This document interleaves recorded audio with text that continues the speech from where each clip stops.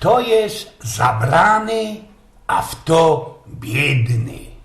Już czasu ojciec fest pieniężnej familii wziął swojego synka na szykownisty auslug, kajsik nawieść, sobie mógł genau pokazać, jak tak naisto żyją chudobne, biedne ludzie. Przetrowili 2 dni we takim szykownym wiejskim obejściu, które przynależało do ludzi, których wszystkie uważowali za festelnie biednych. We drodze powrotnej już po tym auslugu ojciec spytał się swojego synka. No, dożyknij ty mi, jak ci się spodobał ten nasz wander, te nasze smyki. O, ojciec, ten wander był wspanialisty, paradny. A widziałeś, synek, jak tak na zicher żyją biedne, festelnie, chudobne ludzie? Spytał się ojciec synka.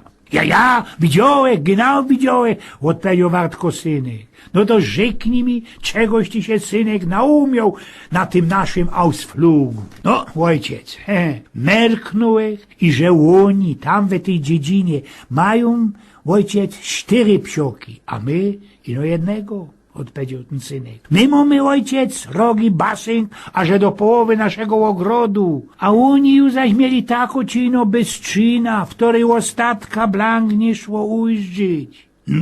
No i potierowane, kunsztne oświetlenie w tym naszym ogrodzie. A oni, ojciec, już zaś mają gwiazdy we nocy na niebie. Nasz ojciec wysiodka, nasza lauba siągo ino do połowy naszej parceli, a oni mają przecie cołki horyzont. No ja, prawda. My mamy, ojciec, maluśki kąsczek ziemi do życia, a oni mają zogon naokoło taki srogachny, i że weźro hań tam nie siągo. No, synek, to też prawda, ale my, tatulku, mamy patrz, mamy służący, którzy noc obsługują, a oni bedinują inkszym.